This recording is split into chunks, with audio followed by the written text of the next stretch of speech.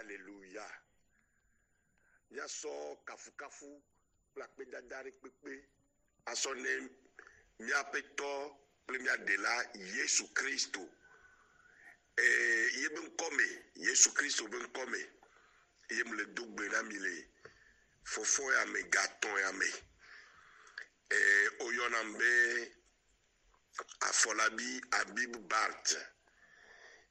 Nyare bava nyake va na be mate bonu amoro be ma bonu voanya Yesu Kristo be ambassadeur muni maube fiadu pe ame be tepe no la eye muni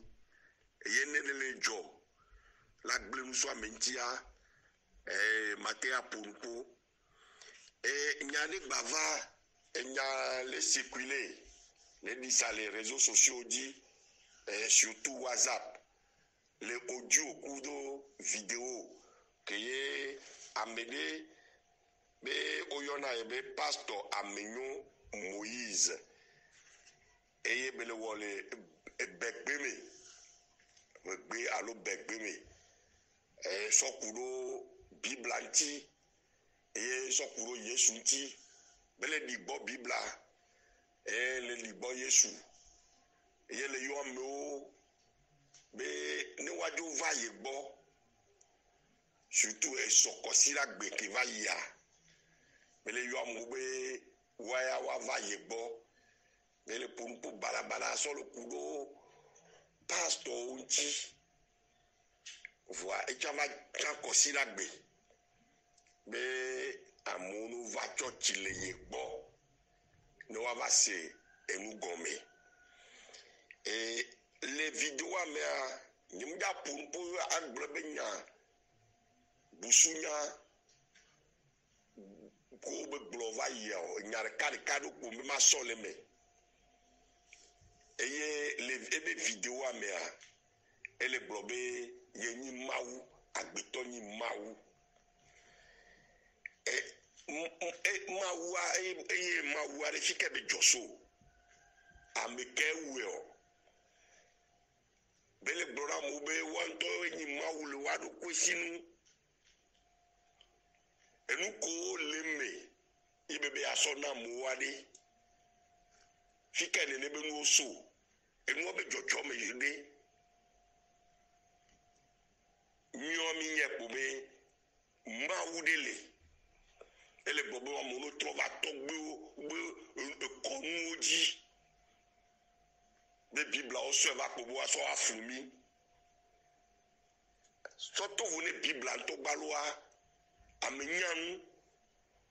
dola nyebe a indele amedele kokokoko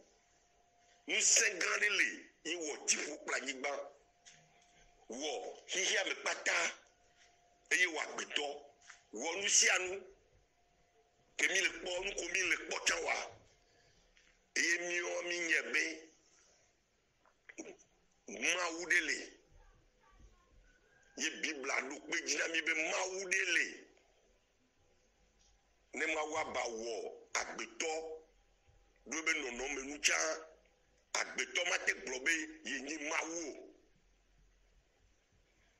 nu ko be le glowa nu ko le si nu sen ko le si ya nu sobe jope so jope so de fika nu son so fiori fika be nu so be po so maudele yemia minya ebolo yo ebe pastor Amenyo Moïse bo wa wo togbo benu ma bieselo ebe church munyo bibla munyo Yesu munyo wade ko kaka be son ko so daro yelo ko jibe ye ni pastor mi atogbere pe mto pastor pore mi atogbo wa no yo na o mi atogbo wa afakala o yo no boko o yo no mi atogbere pe muni pastor po nu kebe pastor be so daro no la o togbo be nuwa yo la yo amubo no trova o togbo be nu kebe pastor ye be so daro be nkoji o efe gbo ebe Moïse be yovo va fumi wa wo yovo bende o Moïse ade togbe aketo Moïse o togbe aketo Moïse togbe benkwa alo mu yovo benkwa biato amerekpe ngba fumi o ne mi kura mo adoa mi la yi totro me ne mi kura mo adoa mi labu yeyi ke mi le fifi wale be ke mi le fifi a fufu be wale be e chaka be wale be e viviti bana mi le do viviti ame e amu la to rame la blame kone patapata la do fufu bana me o amene pe ngba do fufu bana me o ele blobe wa wo togbo wenu mele yo ame o be no ava ma bieselo ko tu ke be douale les vidéos ame sur le blognade ko tu a ye togbe a ewe a to ko tu a mama eto ya mama e ko tu ava togbe a e ko tu ava ko tu be la doa ne la o togbo benua bia togbo wa kame bi odona avo tanadali e avo danada bo e nyemunya de ko no na sa ke boy avo no va be game va do vo aka vo no be game va do a bia togbo wa omudona kotu e togbe ke do kotu apo amenyu Moïse ari togbe a twenyi kotu a togbe ari do kotu po a ebe wa o togbo menu ele yo amobunu wa va e hoke me bele ari zingi ari togbe a to ya togbe a we po a e ho ari simare togbe awe po a micro coup d'appareil ko be yazan le funa togbe awe po a togbe benua awo togbe benu nyanyawe ele yo ameo benu ava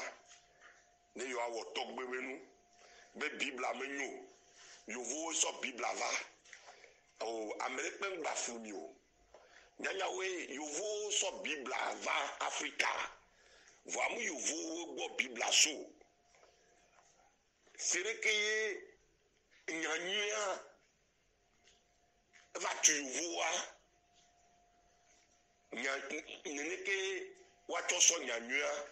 voa otro tagboni mi ato nyawo ni nyano no otro tagboni nyanyua bibla nyanyue Bibla eso Jerusalem banyi miona Bibla pa vele akpare kanyi mbabla hoho de kanyi mbabla yeye ya Yesu eso eva mbabla yeye memi le fifi nketia enuko gbobe nuhohoa ehoho vai kakea nuhohoa enyi vovoline yeye que Yesu sova yentie mim banona nuho mereke vovoli yengo wani ne yeya que Bibla so Jerusalem apostolo kono Yesu ntia oi ero banyi gbanji yovo banyi gbanji mu yovo ko yovo ameko le Israel banyi gbanji ti ko yora be Moyen Orient egbea amowa waba gbaze tofu ni ameko le ero banyi gbanji ya vovo toto vire le me ye Paul sol Bibla so ye so nyanyua so yi robani banji Rome Corinthe kebele yoa e Grèce bani banji e robani banji Thessalonique, Grèce Bani, Grèce ou Turquie, ou ton quelqu'un soit Roma, Europe Bani, amour et so Bible. Yo trop abonné. Nyanya yo trop abonné sur l'Afrique. Bible allez. On l'a te au moi me fait cuire. Yenti on l'a te quoi Bible. Le nous octobre clodi. On l'a te quoi Bible mami sibo. On l'a te quoi Bible hunobo. Voilà. Akpa saga. Et yozana akpa duduya nue tepia. Ye Jésus Christ sofion. Nue tepia le. Et Jésus Christ bloné abousan que abousan va tepo. Et zan de osan wa gazan Bible soit que Jésus po que Jésus blanu que blani et zan blani. Nous donnons nous siwa que bele von titi doa zerika satana va tepo zan Bible amina. Akpa saga yewa akpa nuito a Yesu problème. Donc la Bible aux anneaux d'akpa levé. Amoko le prêcher le bloma ounyagbe, le évangile de la prospérité a akpa saga yewa. Yovo on va faire évangile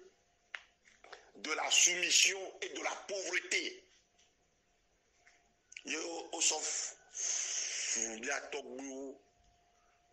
bobotano okhonu lo asi be amekeni aredala ila idipo fi ope ame o blo nene donc on a été trop tagboné Bible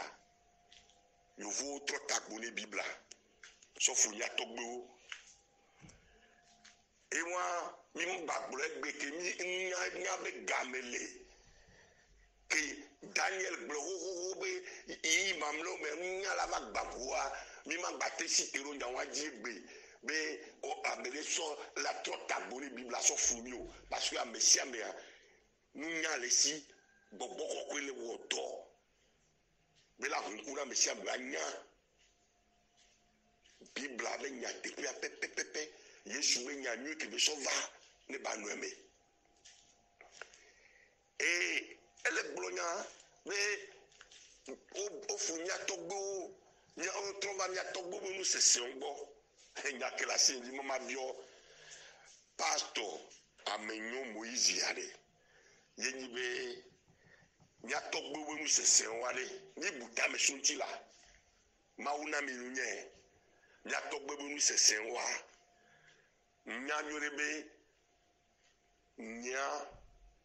Mudima usubo muto mayume muto ekomama ume nous se ramram ume muni hunopo muni bokompo nous on woke be ba trojime ye munya nke nya togbu te wana ya togbu nu fon dikeme au Canada fon wa dasite mepo wa kafakpo breke nke aja noro nke yovo yona be horoscope nke yovo yona be divination sorry ye okana dofon akafakpo ra be nke aja do ke yovo banafi ya de nya togbo nu session wa be vudu wa be nu seon gblena wa no mte gblena wo kwa ke wa enu wa nu sere pem le wasi o gblena obele amelo gbana o do agbase bu agbase yi le wati yo ja wa fluwa ye yovo so bateau so kaka wa de so va du yame yo mi atogbo va bobotane yovoa ne nous serre la siwa ye nous se wa pour nous so patata ko la te bobotana me Oui là amela bobotana we ne nya togbo seun nya wa ye yuvo va wa goa yuvo we la bobotano ameju bobotana e bobonatane e dumeto bobonatana meju ye nya togbo ova ho ameyo so kaka wade so bateau so toi pour dire que kana koru duyame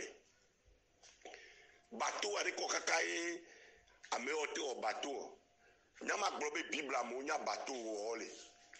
parce que be bible glona mi be Noah e wo bateau ma ou fier ko la o bateau do ye Noah o bateau le déluge me game nyama globbe funu kuye yovo o bateau o wole e wa to o bateau o so dimo ne bible mo nyu wa de et la fion ne be nu wa développement gogbe yi ke mi le blo aye wa eye nyo nya be ma wa e gble dare na mi ho be yi ko mi na ma do ya yi nya yi mamle wa Yesu bre benale ala padalo enu barabara fion to wali eye nyagbori barato faux prophète si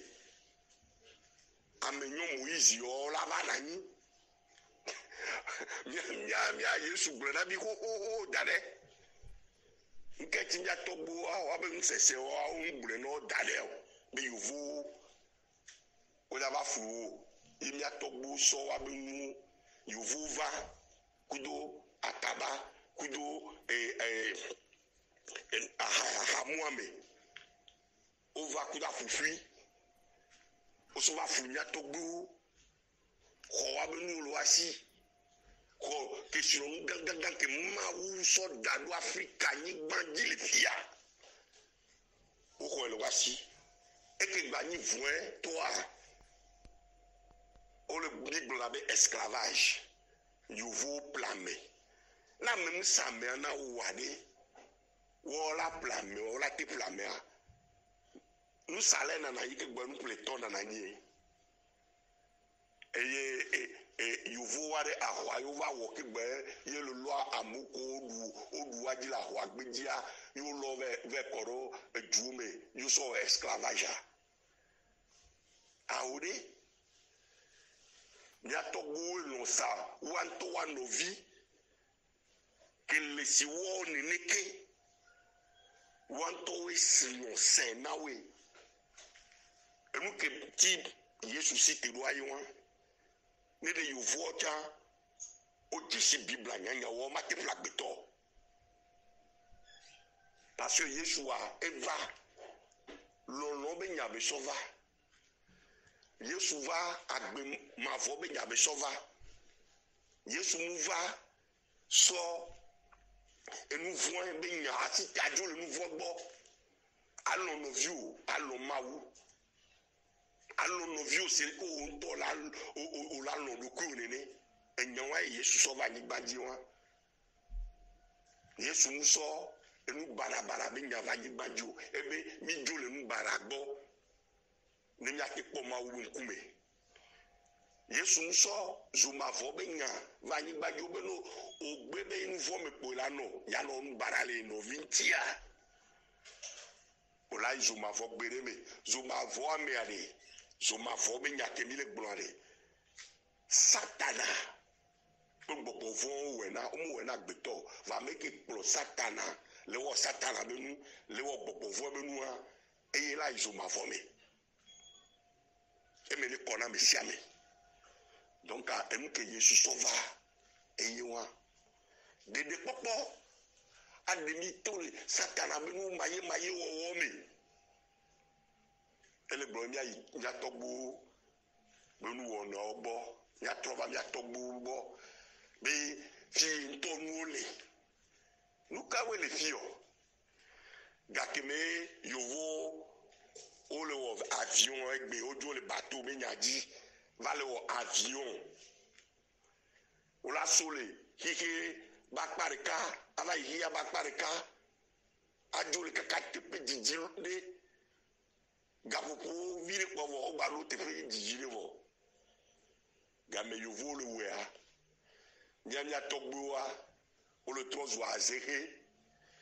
o le trozo hevi vele nu gbegbleo vele le azewa no viwo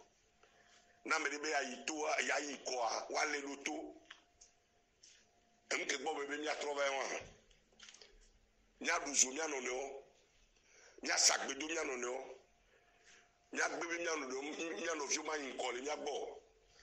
emke gbo bebe mi atrova wa yovo mu wona nene o yovo wa na wa dumitore le wo ndia no via poto pe na runti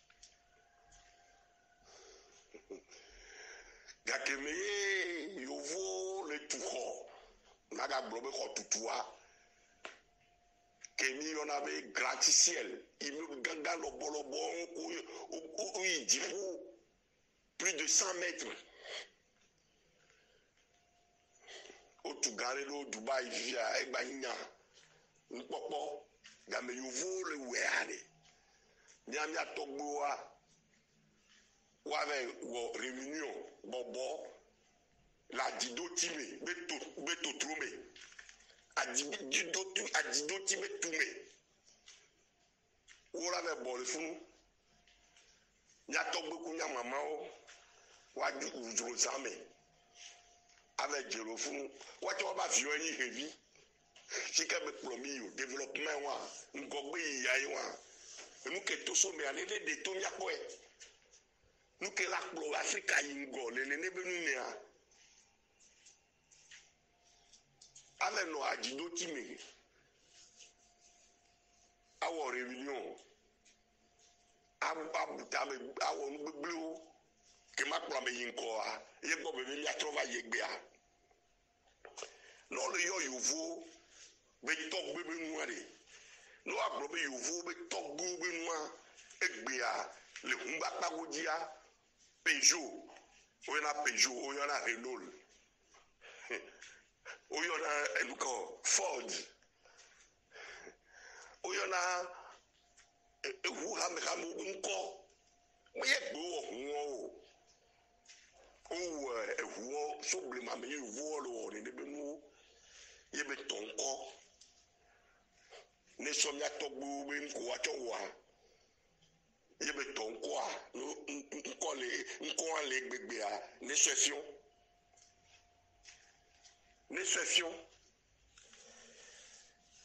et ni le bloc Chine ni le bloc Corée to ko to nyawe ne Corée to gbe dasiru bibla jiwa ne Chine to chino gbe dasiru bibla jiwa vole développer gbe a ya blobe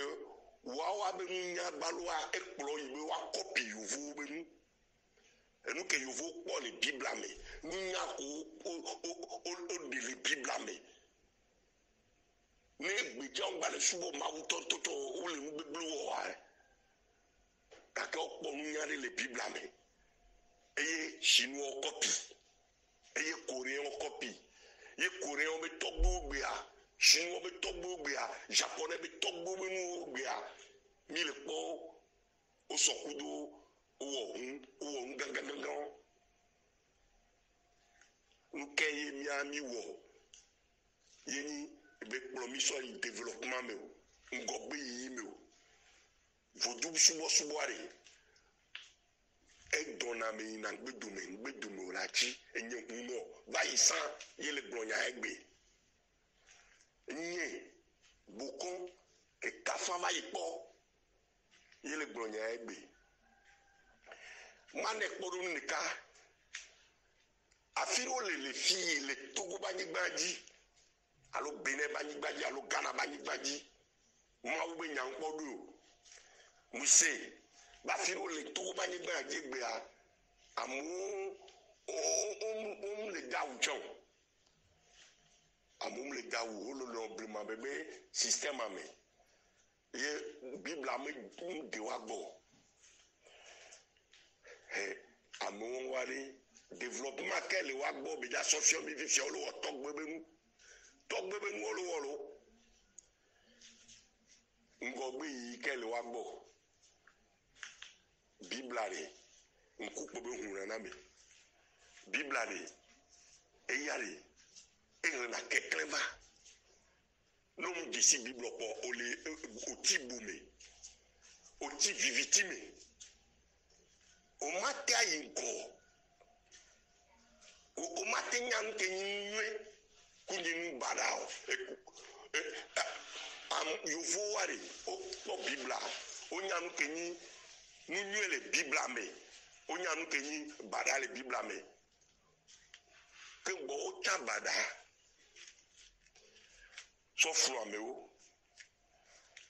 wa no wo disi bibla wari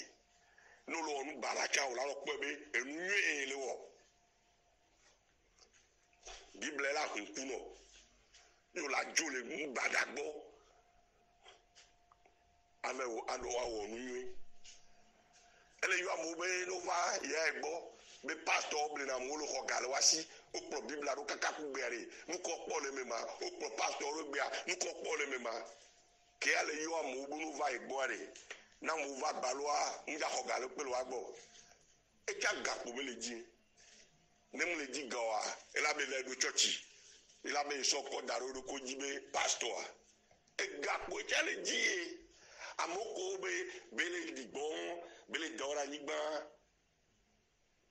mo mo bele copy fifia ele copy we wa du metoro le a onyi huno onyi gbegbe oto onyi bukon o so ko daro aro ko jibe pastor nyanya wo do church we gbe le won gbegbe le church wo le wa wo le so et les aha les amis les assis les blamo les dehunamo le pro funamo le pro adaba fu do e dale de dana mo patapata enu mu wonele yesu so ne be nu va ni gbaji o yesu so nu wo va ni gbaji o mu so fo sasa de pe so gbe jare na mi miawo ye to savoru mi atavo e savo ko be hura ni gban ko be hura ti so gaji kwa ni gbanji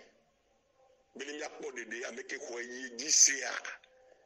e la po dede no ko yesu di se voire azoli le lo zona azoli ko zona e dibe o la si le nouveau bon akpo yesu be nya lo yesu be nya ni ye me pola no on to la du ko ji nke yesu sova namia eyiwa yato amele pengba no blame you amele pengba no blame you enya kele gbo ne ameke to daru ko gankoro ko jibe amenyu Moïse be ni pastor ne to lo Philippe Kebe ni adogo le amadogo kui e ba de be nya to bato ni adogo le dutofo ne tu akeke basé enu ko be le gloa ne mutama soto nyava nya oyonambe Abib Bart Afolabi et Mouni Yesu Christo be ambassadeur la Nigbandi Mouni Maou be fiodupe me be nola la Nigbandi be représentant je veux dire la Nigbandi yenti ale komate asite atonu bibla abia bon nyafanya so biblati agbo nyafanya so Yesu Kristo ti aso flamo be ya kloso etotrome ye nyama bonu lo mudola donti yentia ameko ya kekele kplo ne ba modwa mi pom ya rokoji ma ube jikun bava mi ajio ma ube jikun bava mi ajio mi ici le nouveau bon Bible anya wa ko be glo wa be ni si le nouveau bon ni mi a kplo ma wudo nya onu nwe mouvons bevivi c'est cela na kakabe asitero biblantia kaka asitero Yesu Christ ontia ele blonja be Yesu va vivia blema bebe nyewa ma ube nyam trona gbere o ma ube nyam kuna o parce que ma wan to la gbe ma wuku e la gbe yebe nyata la gbe Yesu muku Yesu a owi nkeke tombo gbegba to fon amesia me po e odi da sesunti mi be enya papa yo togbe ake ku ye be fopo ye mama ake ku be fopo ye be la le mama be nyara si o togbe ake ku ye be fopo ye be la le togbe be nyara si o enu ko togbe ale se ebe vudu ko to a muse be vudu kuna nyama fie be vudu kuna muse be vudu ina mawumea muse be vudu to dina kojo na wa le nya benunya fike nya benunya 500 fike nya togbo benunya promiso isan minyebe yi vaina nyengba le donko ni mi jouer me wala ni jouer me obe vudu ke ko ina ma wume e digani jana funa me ova donaja le vudu le ye obe vudu ima wume do mbonore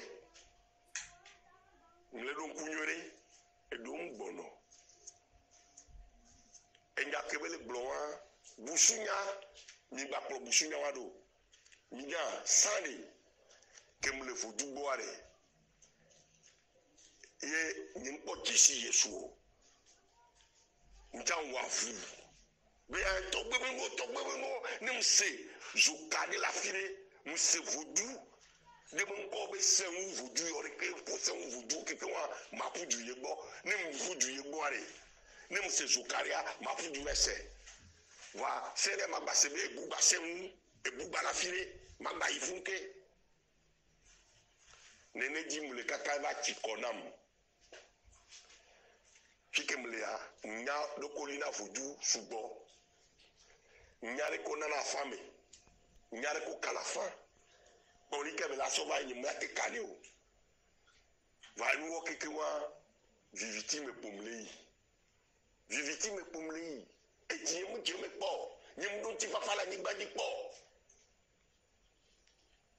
ni nyele nyeme ke bo nouveau chale nyeme va mu ju plo nouveau Yesu bana va jesi lo konye ye ba nu ti fa fa gbe ye jujoe yo me gbe ma uba me veve ne no me sia me ji mi dogbe dada me wata ma uba me veve ne bankoro ji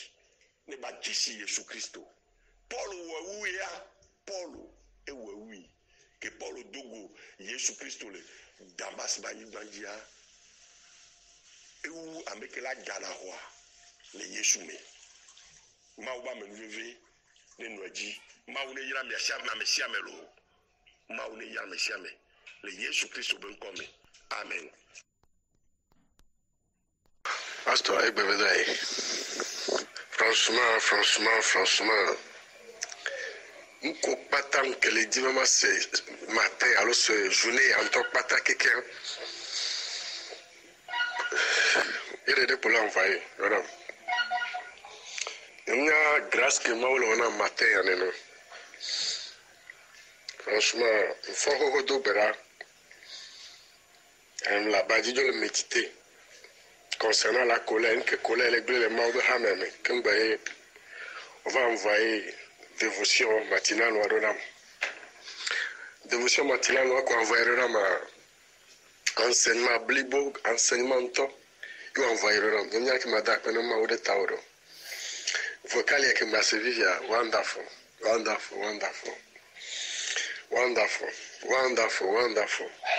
on est Yesu Christ Nazareth la bonne. Regardez que les 10 sponsors ils distribué Maranatha gratuitement. Bonjour mon révérend. Antoine Nyaka les cibles bloma. Si à comme les blora de Ponyam Hall, vocal à Vivi James sur le Redon. Yeah. Et Billy Onyambe eke otokuma ni assistanya et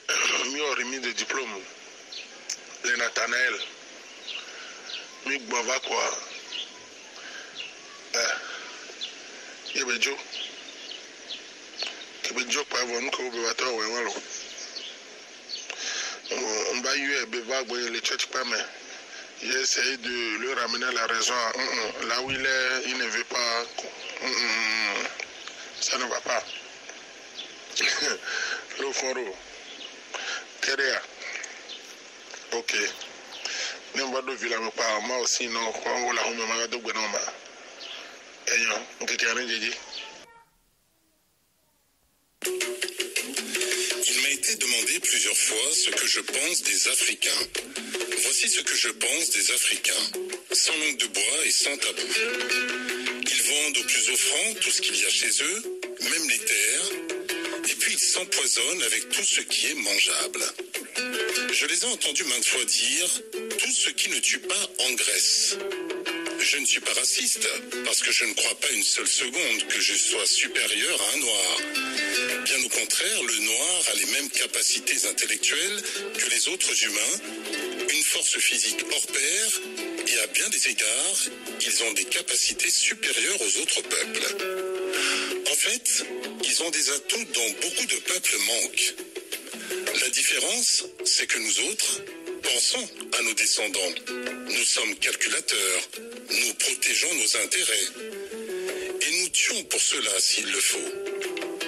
Nous ne sommes pas émotionnels, nous avons dépassé ce stade. Si le lion a pitié de la gazelle, c'est lui qui mourra de faim. Ce sont eux qui ont des lions chez eux, mais ils ne comprennent pas les lois de la nature. Pour toute chose, ils se confient à la superstition. La différence entre les autres et les noirs, c'est que les autres réfléchissent alors que les noirs ne réfléchissent pas. Ils n'utilisent pas leur capacité intellectuelle et très peu de noirs sont analytiques. Et quand quelques noirs percent, nous les éliminons d'une façon ou d'une autre, le plus souvent avec la main d'autres noirs. Nous leur avons apporté notre Dieu et inventons en continu des concepts flous pour les confondre davantage. Dans 100 ans, leurs descendants seront plus esclaves qu'ils ne le sont actuellement. Ils sont déjà plus malheureux que la génération de leurs parents et ils croient naïvement que le nombre fera leur force. Regardez seulement comment ils se noient en mer pour venir chez nous. Nous les avons conquis avec quelques dizaines des nôtres et l'aide active des leurs. Nous les avons forcés à réfléchir, parler et écrire dans nos langues. Nous contrôlerons leurs descendants plus que nous les contrôlons en ce moment. Les autres peuples ont compris notre jeu et ils se sont mis à utiliser le même savoir technique que nous pour se protéger et nous dissuader. Mais les Noirs n'ont rien compris.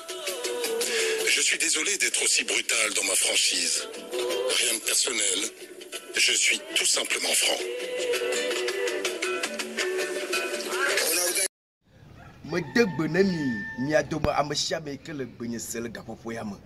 Enyenyi pastor amenyo Moïse wa ugba yona mbe esewuto do enyenya mlimaze nyo ko tobotamyo nyi se nyi da matawon nyi se na uyo chi bango nyi se nyi da malu nyi da magle nyi sene de maji nyi kegbe mo tunu we nyi benade enya ba vi kele to mo ti ti nyi benade Africa gbe Togo blanc jo pata blanc nka e blanc yo mi akọ blanc mi anyi nka bible agbanle ma yuvo oviade agbanle amodu ta ne le gbe la agbanle ko la pe benade emu tonton la agbanle am Yesu Christ ade gbogbon von e Jehovah de gbogbon von viviti mo gbogbon unu unoro wa ba agbanle mo Salomo benade Jehovah be ya no viviti mo enani kekeli ade de ke ba kaka be ya no viviti am rile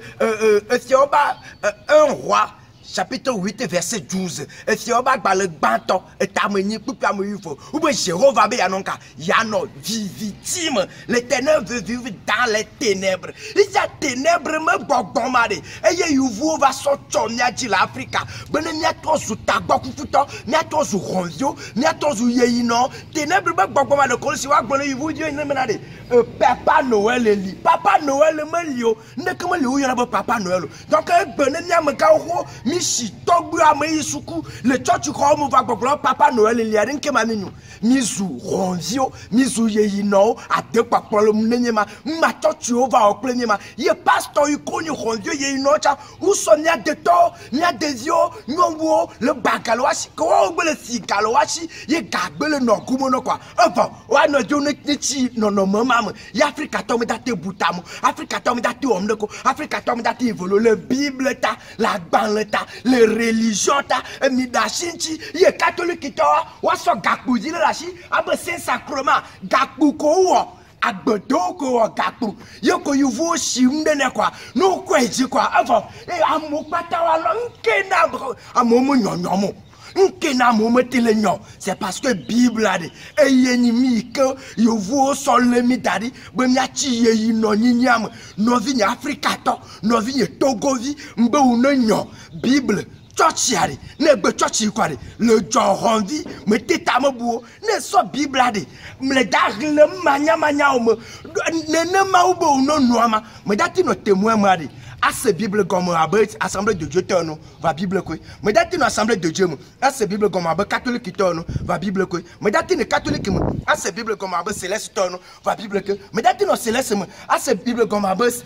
dipalef tono va Bible quoi mais date une Bible dipalef à ce Bible comme pasteur iko noir et fiawata yesu bohu à so ha à notre télé non maman mais date sur parce que Bible a dit you vois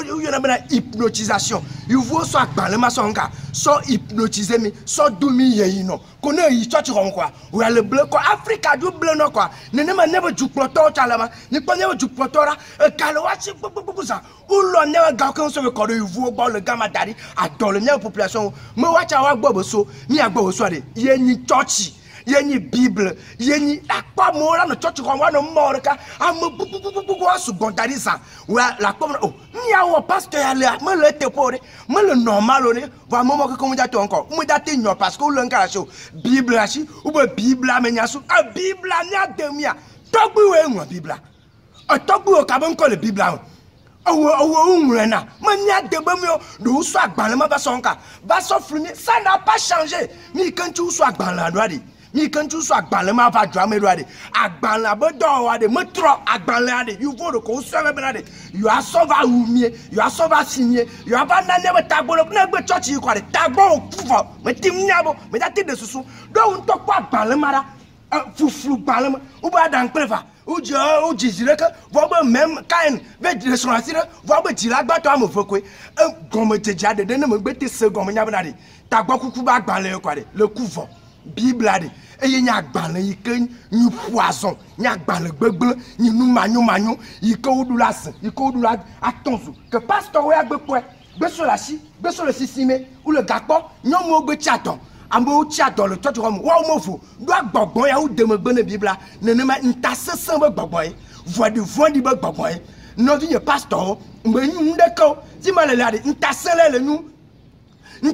nu me dati o da gbegbe me ke le keke ya mo church to